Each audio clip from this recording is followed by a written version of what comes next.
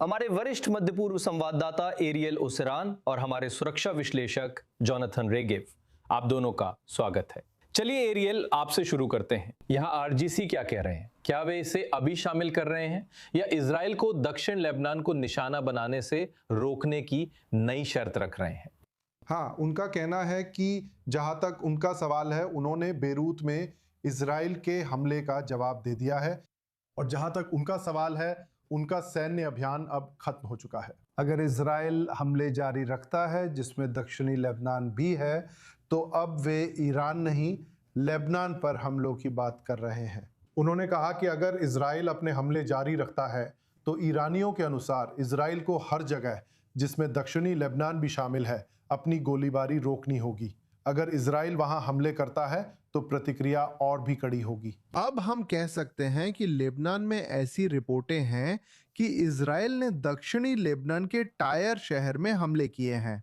Israel इस नई समीकरण को परख रहा है, जिसे ईरान उसकी कार्रवाई की स्वतंत्रता सीमित करने के लिए बना रहा है। सिर्फ ईरान में ही नहीं, बल्कि पूरे लेबनान में, सिर्फ बेरूत को ही नहीं बल्कि दक्षिणी लेबनान को भी शामिल करते हुए।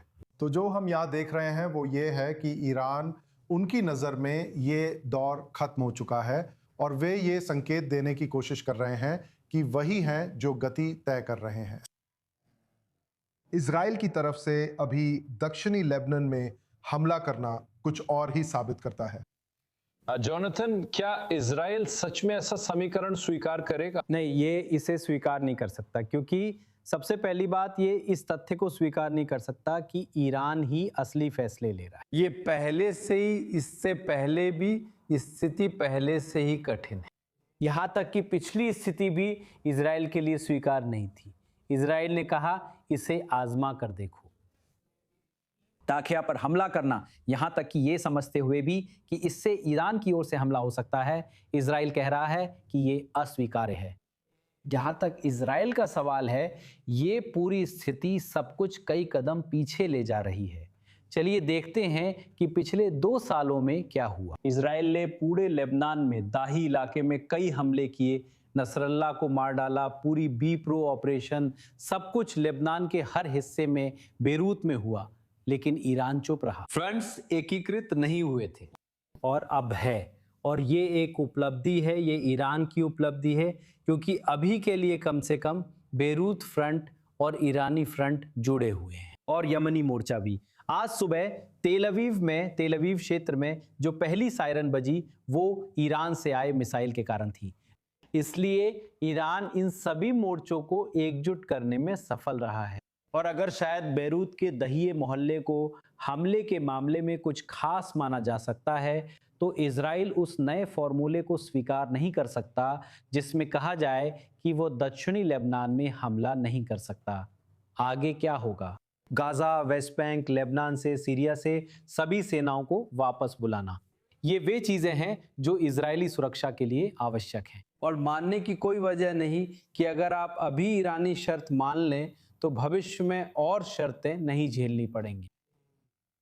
हम पहले ही देख रहे हैं कि ये ज़मीन पर हो रहा है, इसलिए आपके सवाल का जवाब है नहीं। ये ऐसी चीज़ है जिसे इजराइल स्वीकार नहीं कर सकता, और जैसा कि लगता है ये पहले ही इसकी परीक्षा ले रहा है। और ये हमें ईरानियों के आत्मविश्वास के बारे में भी बताता है, कम से कम अभी के लिए, शायद खाड़ी की स्थिति के कारण, और साथ ही अमेरिका में राष्ट्रपति ट्रंप की वर्तमान स्थिति के कारण भी। एरियल, हमारी बातचीत के दौरान टायर और दक्षिण लेबनान में इजरायली हमलों की और रिपोर्टें आ रही हैं, हमें क्या जानकारी मिल रही है? हाँ, कई इलाके, टायर, बुज़ाशमाली और लेबनान के दक्षिण के अन्य इलाके, ये ईरानी अल्टीमेटम के तुरंत बाद आया है कि अगर इजराइल कहीं भी, जिसमें लेबनान का दक्षिण भी शामिल है, हमले करता है, तो ईरान और भी कड़ा जवाब देगा। तो इस समय इजराइल वास्तव में ईरान की खोखली धमकी को परखने की कोशिश कर रहा है। ये दिखाने की कोशिश कर रहा है कि उनका रुख, उनकी स्थिति, जिसने इस स्थिति को कवर कर रहे कई लोगों को हैरान कर दिया। जाहिर है, जैसा कि आपने अभी कहा, ये एक और भी साहसी शासन है। कुछ लोग तो यहां तक कह सकते हैं कि वे सत्ता के नशे में चूर हैं।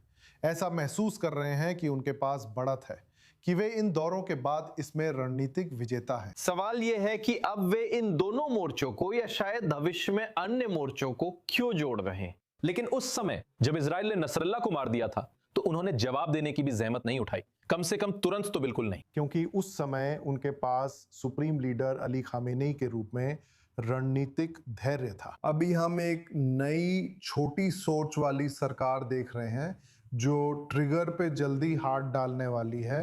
आप कह सकते हैं कि ट्रिगर हैप्पी है। अगर पहले जब आप ईरान पर हमला करते थे तो ईरान अपना समय लेता था, जब उसे सही लगता था तब जवाब देता था। अब हम देख रहे हैं कि ईरान इसमें रणनीतिक धैर्य की कमी है और एक अन्य वजह भी है। हाँ, हम अपनी आंखों के सामने ईरान की प्रॉक्सी रणनीति का पूरी तरह से पतन देख रहे हैं।